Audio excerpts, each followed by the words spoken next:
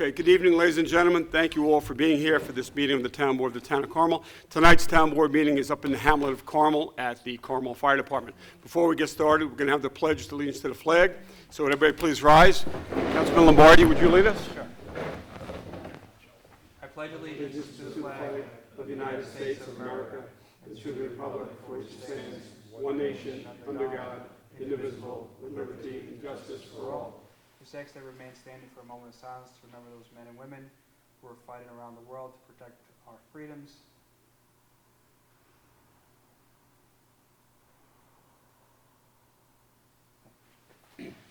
Okay, thank you, Frank. Okay, good evening, ladies and gentlemen. Once again, we're up in the hamlet of Carmel at the Carmel Fire Department. I'd like to thank the Carmel Fire Department for allowing us to use their facility for our annual meeting that we bring from Mahopac up to the hamlet of Carmel. And thank you all from the hamlet of Carmel residents for being here with us tonight. Appreciate it. Thanks. And for the record, all town board members are present with us this evening, as is our town attorney, Greg Fulchetti, all the way down to my left. And we have Rich Franzetti, our town engineer. He's got some items on the agenda tonight that we're going to be discussing as well. So the first item on the agenda is a review of the town board minutes of April 5th and 12th, 2017. Unless any town board members would like to discuss those minutes, we'll move on. Okay, there being none, first item on the agenda, Lake Cassie Park District Advisory Board. This is to consider request to approve and authorize distribution of their spring 2017 Lake Park District newsletter. And board, you have a copy of their well laid out, well put together newsletter that they always do. They do a fantastic job with this, making the residents of the Lake Cassie Park District, informing them and making them aware of the activities that are coming up in the Lake Cassie District. I just want to give a quick community update. We had a lot of fun and had a wonderful turnout at each event. The children had a great time hunting for over 400 eggs that were hidden around the park, which is wonderful for the families, and the children had a great time. We're also proud to announce that the tag sale helped to raise funds for the Putnam Humane Society. So thank you all who helped with the events and all who attended. You are the reason the events are so successful. This is the Lake Cassie Park District. So they have an open house coming up on May 19th. Come and see the renovations to the clubhouse and play some friendly card games or a game of pool. They have a paint night for the Relay for Life fundraiser. That's $30 on June 9th at 6:30 p.m. Join us for painting fun, some snacks and wine to raise money for the Relay for Life. Please RSVP no later than June 1st, lakecassie@gmail.com if you'd like to attend the fundraiser for the Relay for Life. And also, this event sells out, so please RSVP as soon as possible. They have a summer kickoff party on June 24th. Please RSVP by June 19th. It's 11 a.m., and that's at the Lake Cassie Clubhouse. Remember to bring beverages and a side dish to share. There's a bonfire and stargazing. That's on July 15th at 7:30 p.m. And there's a movie night under the stars. We'll be on July 29th at 8 p.m. Show will start at dark, around 8:45. Bring a chair, blanket, and a snack to enjoy under the stars. Don't forget to bring some bug spray. Reminding everybody. So that's pretty much it. There's a reverse side of this, but there's a lot more information. So this goes out to all the residents of the Lake Cassie Park District. And thank you, Billy Siclari, Kim Kugler, and all that were involved in all these great events that took place at the Lake Cassie Clubhouse. So. Any board members have any questions or comments regarding the newsletter? No? Okay. There being none, we're going to move on to number 2. This is a letter from Putnam County Executive Mary Ellen Odell. This is to consider a request to waive a sound amplification permit fee for the Putnam Golf Club. This is for the Friday night summer barbecue series. And there's a letter here from the county executive. I'm writing to you once again to formally request that the town of Carmel Town Board consider the waiver of the provisions of Chapter 104 of the Town Code, which require that a permit be acquired for the use and operation of sound devices and equipment at the Putnam Golf Course for the Friday night barbecue series, which will be held during the months of June through October of this year.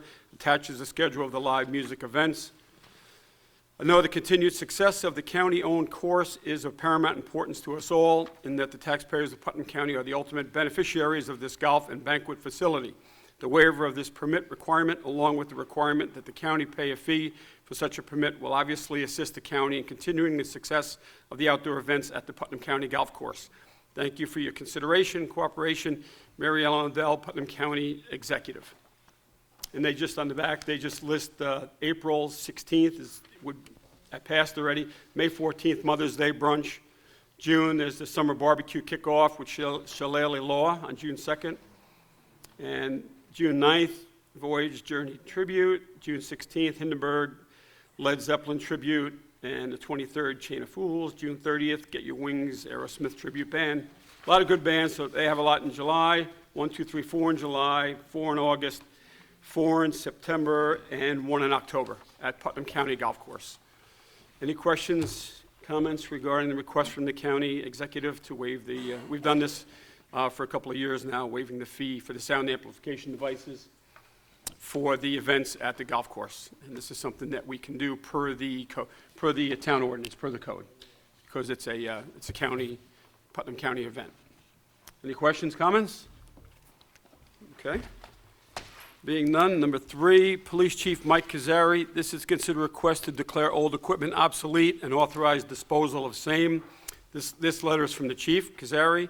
I am requesting that the town board deem the 2003 Kawasaki all-terrain vehicle model KVF360 Atom 1 serial number, I'm not going to read it, it's a long one, it's for Jonathan to read, as obsolete equipment. This ATV is not functional. The town mechanic believes we need to replace the carburetor.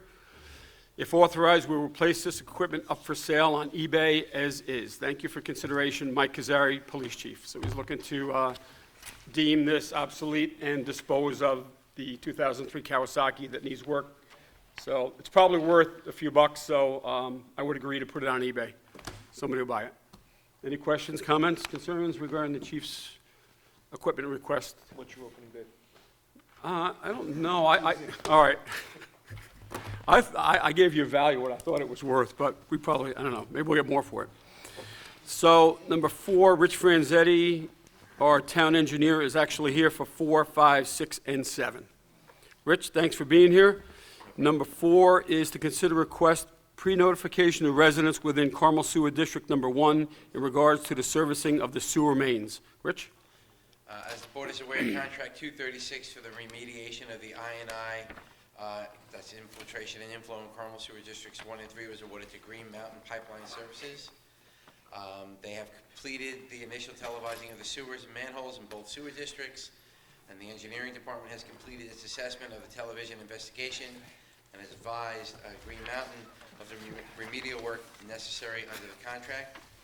The remedial work includes the cured-in-place pipelining, CIPP of certain segments of the sewer in both sewer districts 1 and 3, as well as the grouting and lining of certain manholes in each district. These remedial actions are necessary to resolve the notice of violation issued by the New York State DEC for the contribution of excessive flows to the New York City DEP-owned wastewater treatment plant in Mahopac. The CIPP and manhole lining work includes cleaning of the sewer and manhole, installation of lining material, and curing the inner liner once it's in place. In order to execute this work, it will be necessary for Green Mountain to isolate and close off sewer segments for the duration of the clean line cure process. This will restrict the flow of wastewater in the sewer system for the duration of that progress. It is estimated that the duration of the flow restriction will be approximately 8 hours per segment. In addition to the restriction of discharge to the sewers, it is possible that residents may experience some odor until the segment of the sewer is reopened. We have provided Green Mountain and the engineering department a preliminary schedule of work, along with notices to property owners that Green Mountain will be distributing. The notices will be distributed 7 days and again 24 hours prior to any work on any given street. The notice contains certain actions recommended to property owners to minimize inconveniences experienced by the property owners during work.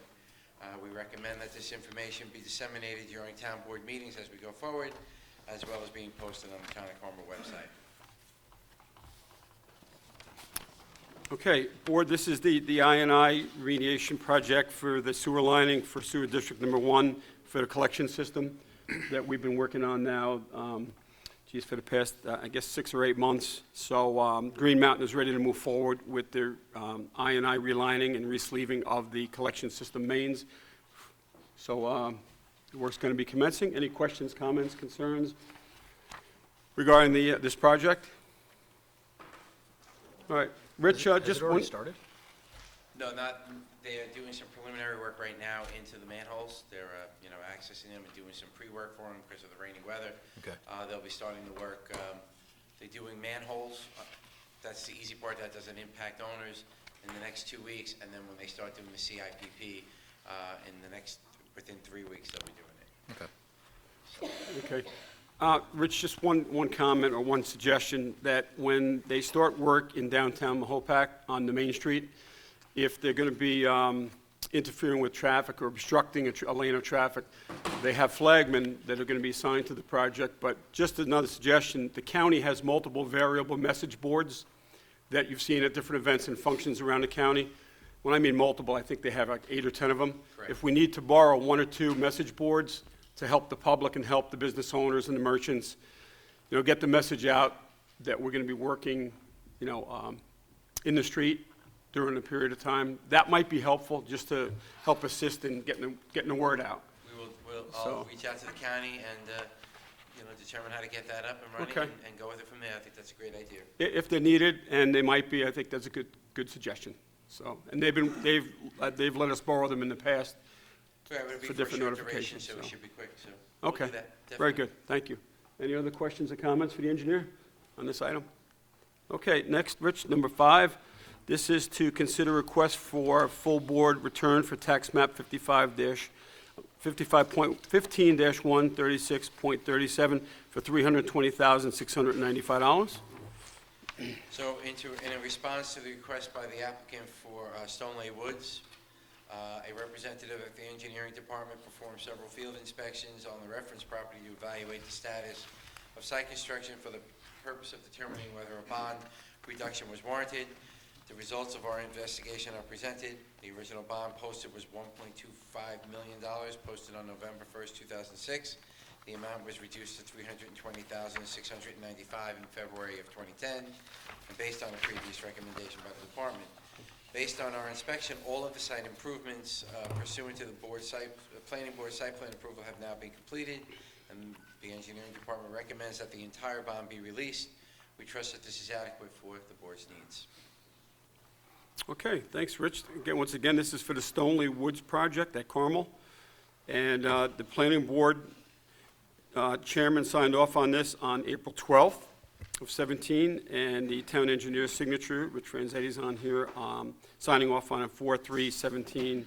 And did you mention that town building and codes enforcement director, Mike Carnazza, has a memo attached that he inspected the site on 3/18/17 and found full compliance with the approved site plan as it pertains to zoning. Correct. I So did it's not signed mention off. that, but thank you. You did, thank you, Rich. Okay, any questions, comments with respect to this item from the board? Okay, next item, number 6. This is to consider request to accept proposal for leak detection survey. This is for Carmel Water District number 2, which is where we are tonight. At the request of the engineering department, Severn Trent Environmental Services, the operators of Carmel Water District 2 obtained the proposal from New York Leak Detection Incorporated to provide a leak detection survey throughout the 52 miles of Carmel Water District 2 distribution system. The reason for this request is to locate unknown leaks through active leak detection and correlation methods, and to document the locations of the leaks in the water distribution system. Once the leaks are located and repaired, the Carmel Water District users could realize cost savings related to both the purchase and production of water. The project will include leak detection on all water mains, hydrants, valves in the service area. Based on town procurement policy, the town may advertise a request for the proposal of these services. However, due to the technical nature of this work, the survey can be considered a professional service. The cost for the survey is $9,300, and there are sufficient funds in the Carmel Water District 2 budget to perform the survey, and therefore we recommend that the town board consider authorizing New York Leak Detection to perform this service. Okay, Rich, thank you. Any questions, comments from the board with respect to this agenda item for the leak detection survey? And but I just want to add, the price is very reasonable, too, for the entire system, for water, too. Yeah. Okay. All right. Any questions, comments, concerns regarding this item? Susie, anything? John? Rich, I'm fine with this, but for other water districts, is it upon request of a resident or the operator that makes this request? How does a request like this come in for, like, say, Water District 2 or another water district? Well, we performed one for Carmel Water District 3 because our operators identified a leak that they couldn't, they noticed that we had produced so much water that they weren't identifying a leak, and they knew that there was a leak, they couldn't find it. So we had New York Leak Detection Service come in and do that survey for the entire Water District 3. Considering the way we spent the money we spend on water in Carmel Water District 2 and having to spend it with New York City DEP, we thought it would be wise to at least do a leak detection survey throughout the whole system for Water District 2, because we figured the return on investment for that $9,300 would be quite beneficial. Absolutely. So some of the other water districts are smaller, some of them are harder to get into, but if we're finding that we're having issues, we can do this for all our water districts. Okay. So I didn't really answer your question. No, you did, you did, The you did. operators really are directing us saying, we can't find a leak. Yeah. You know, and we search, normally they surface, normally you'll see them, normally, you know, you will see pools of water coming out at one point in time, so see dry weather, so. 14 through the airport, lining the soccer fields. When it's dry, no rain, it's still wet and soft. And if there's no rain, and you're up on a hill, we may want to look at Water District 14, because the pipe is running adjacent to the runway, to the Well, fields. right after we're done with this, I'll ask those guys, maybe they can go up and do that, we'll get an estimate for Great, Water District 14 to do at least that segment, or at least a couple of segments. great. So Rich, they're just gonna look for leaks, are they repairing them if they find them, or is that? No, that's something- gonna be a whole, that would be the next step, depending on how many leaks they find.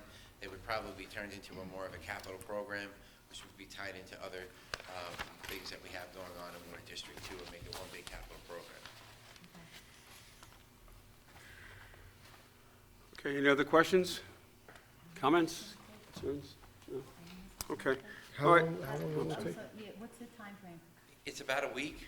It's one crew going out there for about a week to do it. 6 days. Okay. Just, I know I noticed it in John's, but just look at like the letterhead and just make sure it's proper. Of who it's addressed to. Yeah, they sent that to, well, we had asked ST to do that, so they sent it to ST. So I will, they can fix that for us. That's not a Yeah. problem. Oh, yeah. Okay. All right. Any further questions on this item? Okay, there being none, number 7 on the agenda is to consider a request to award bid for sludge hauling in the town of Carmel at various sewer districts. So bids were received for the referenced ongoing contract, which is C-244 sludge hauling in the various sewer districts. Town clerk and engineering summaries were attached to the memo we provided.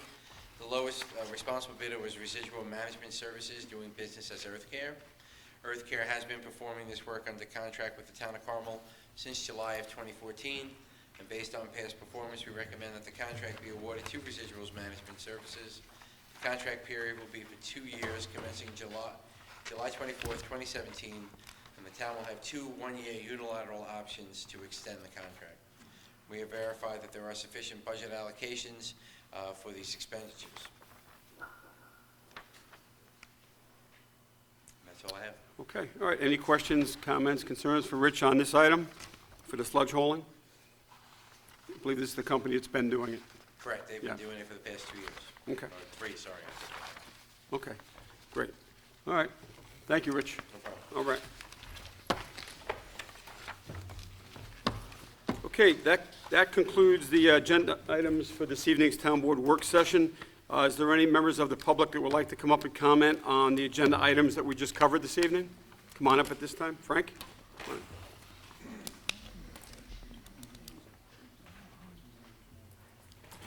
Frank Chianca, St. Michael's Terrace in Carmel. I live in Water District 2. I just have a question on item 7. When they do the testing for the leaks, will there be any interruption of service to the residents? No, they will not. And if they find leaks, the same question would be, if you had to go and repair. The reason I'm asking the question is, if we could get notification ahead of time, we could get the word out to the people to expect a disruption if there's going to be. We would, so, I'll just come up. Yes, we'll make notifications, so if we do, and when we do find leaks, it would be, first we have to identify where they are. We're going to come up with a plan to approach them, how to go about doing it. It would have to be let out for bid. So that whole process would go through the public domain, but then as we move forward, we would let folks know when we're working in a certain area, so that when there are disruptions, that you're aware of it and you know what's going on. Some of it may be easy to do where there won't be disruptions, other ones might be more significant where it would be, so. Thank you. Okay, thanks, Frank. Is there anyone else that would like to come up at this time on the agenda items we covered? Okay, is there anybody here for the open forum portion of the meeting, new business? Come on up at this time. It's where you could come up and address the board. New business, yes, sir.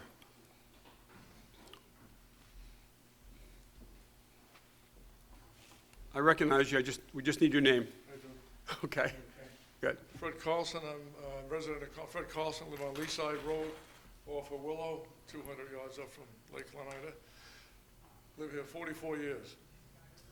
Never seen what we're interested in. I speak probably not just for 100, thousands of people in Carmel. When in God's name are they going to pave from Plaza up to the lake and get rid of the potholes and down? And the other thing is, I stopped a police officer 44 years ago when the Mayflower Coffee Shop used to be in Putt Plaza. Used to get coffee. What road is that, sir? It's Route 6. Route 6 in front of Putt Plaza, from Putt, that's a state road. State road. State road, right. From Putt Plaza up to Library. Sometimes you fall on deaf ears if you call the state and you get bounced around and stuff.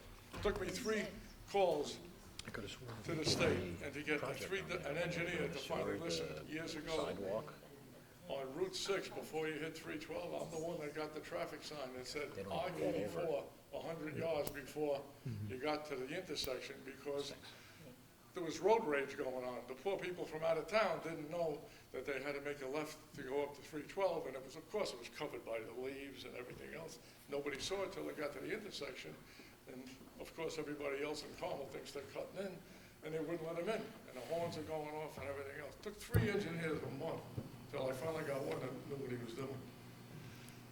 But I asked a police officer once, 44 years ago, I said, going down the hill in Putt Plaza, I'm going to a coffee shop, Mayflower, to get a cup of coffee. There's a yellow island marked there, and double yellow lines. Now, you know the entrance into Starbucks at Putt Plaza? That's where it is. If you go to the traffic light, there's a turning lane. But at that intersection right there, I said to him, you know, I wasn't born yesterday, but I stayed up all night. If your captain is, you know, a little bit mad at you because you don't have enough tickets in your opinion, I said, am I going to get a ticket on May 30th or May 31st because, you know, I went across that double yellow line? Don't worry about it. Now, 44 years, I haven't worried about it. But there are people who don't go all the way over on that island, and they hold up traffic coming down the hill because they don't want to go around, but they won't go over that island, and then they make that big wide turn and stuff. If we could get the state to put a turning lane in there, there's enough room in there to do it, so people could get 1 or 2 cars up before they go in. Their Starbucks has really got a lot of people going in now, as opposed to years ago. It's a meeting place, not just a shopping center, I was saying. But that's one big PIA. We can certainly contact the state as the town of Carmel, because I hit, The biggest thing is the potholes. I hit I mean, a specific one every single time I go there. Yep, it's unbelievable. I got a big bubble. Funeral, I had a family funeral a couple of months ago, and they came up that hill. Yeah. They went back for a couple of days, and they said, my God, what is wrong with your roads? And I go, Yeah, I know. Governor Cuomo built a $3.9 billion bridge across the Hudson. That's what he's highway, state funds money, stuff. Some of the potholes on Route 6 have started today being filled.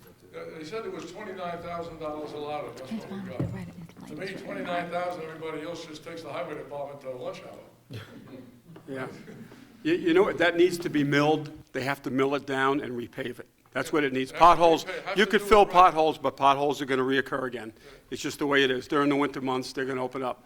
It needs to be milled down Right, and item 4 rolled out and then resurfaced. has to be done right. I agree with you. It's horrendous. It is. It's poor. Well, Rich, we can, let's reach out to the DOT tomorrow.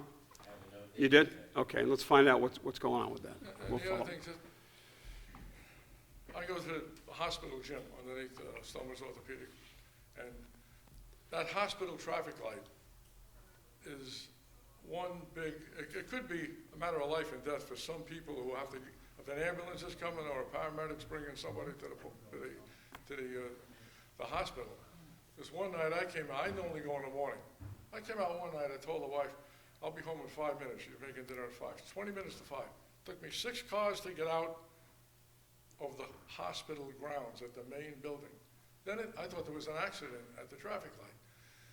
It took me 5 traffic light changes to get to the traffic light from the main part of the hospital. I know it was rush hour, but the reason is when people want to go to Mahopac or Weather Hill Road or go that way, they don't get either all the way over on the left, and then or people are afraid to go over on the right because the right-hand wheel's going to pick up glass, or car accident, metal that's on the side of the road.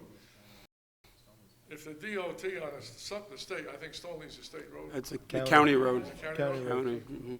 If they could redo that intersection, that's a major intersection to the major hospital To in the Putnam hospital. County. If somebody could redo that intersection, my God, it would help out a lot, especially the poor people that are sitting there biting their teeth every night during rush hour at night and then rush hour in the morning too. And when you have a green light, when you have cars coming out of Juville Road on both sides, from Brewster, coming from Brewster and coming from Mahopac, That's dangerous. that's dangerous, especially if you're trying to make the left turn there, Oh, yeah. because the sight You know. distance visibility there isn't, I was a handled it. telephone man.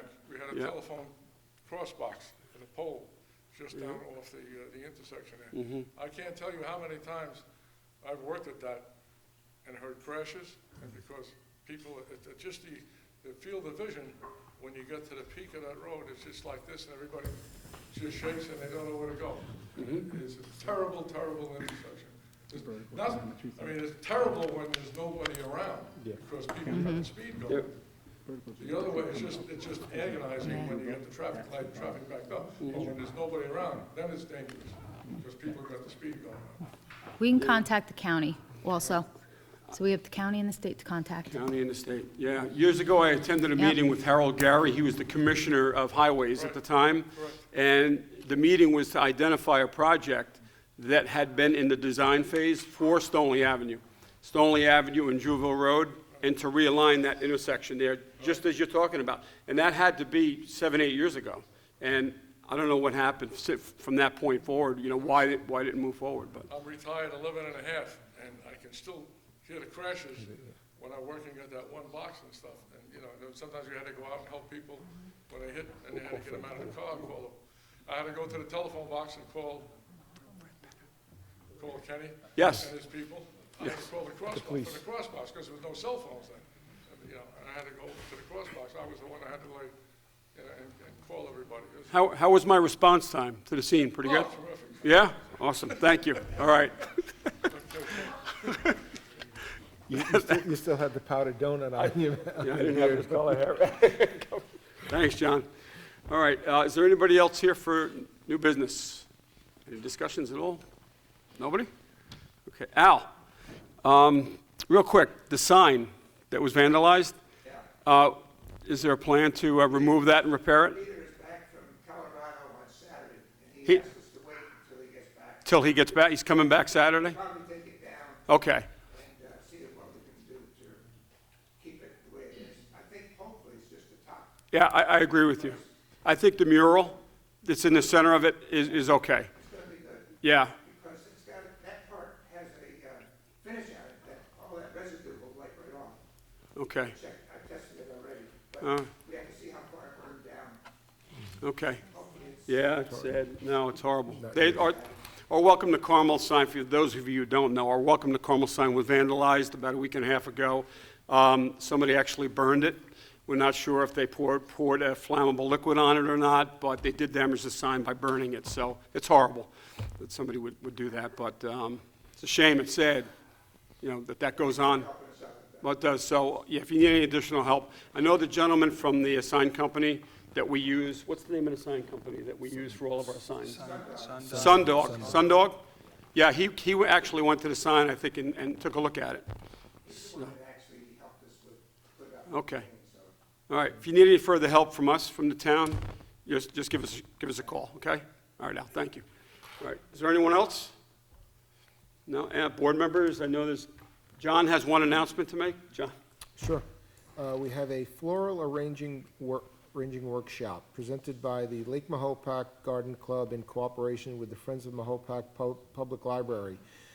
Thursday, May 11th, 6 p.m. at the Mahopac Public Library, just in time for Mother's Day. Garden Club member and floral arranger Donna Riley, assisted by Master Floral Show Judge Barbara Schaefer, will lead this basics workshop to teach participants how to condition flowers, cut and assemble them into lovely table arrangements.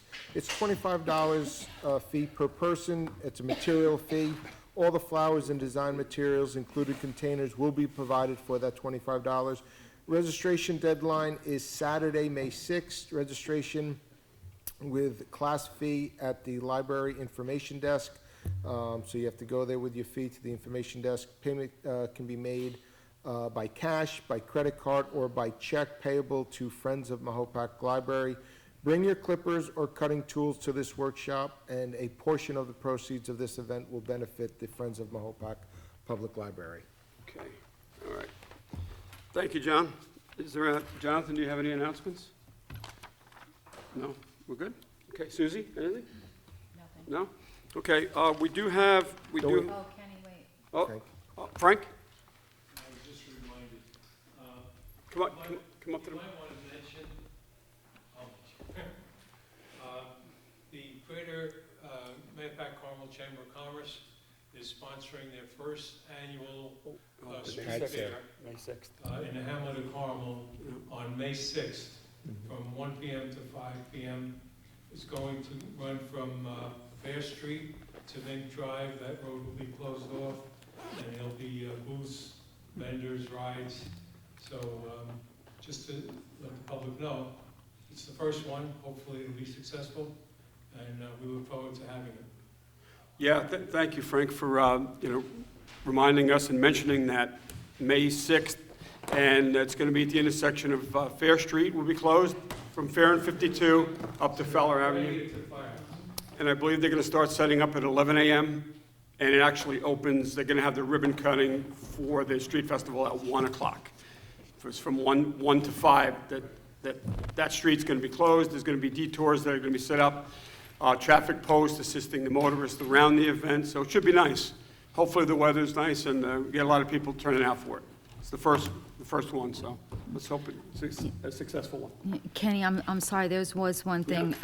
This Friday at the Carmel VFW is the Joseph P. Dwyer Spaghetti Dinner. It's a fundraiser. It starts at 6 o'clock. I think it's $15. I'm not real sure. Is it $10? Thank you. $10 a person, $15 a family. Yep, so if everybody can come out, it's a wonderful program. It's to help veterans. All right, Okay. this Friday. Okay, great. Ellie. Thanks, Susie. Thank you. All right, any other announcements or any other comments? If not, once again, I want to thank the Carmel Fire Department for allowing us to use their facility for our annual meeting up here in the hamlet of Carmel.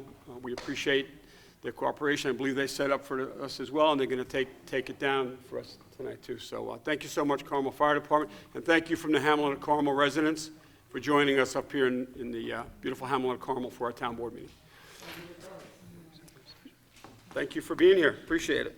Okay, we do have executive session back at the Carmel Town Hall.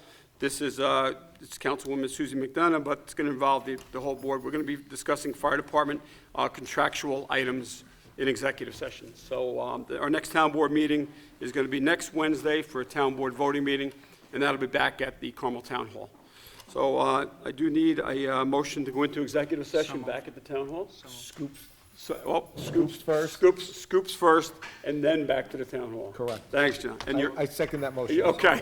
Seconded by Councilman Lupinacci. All those in favor? Aye. We're going to be closing the meeting from the town hall after executive session. Good night, everyone. Be well. See you next time.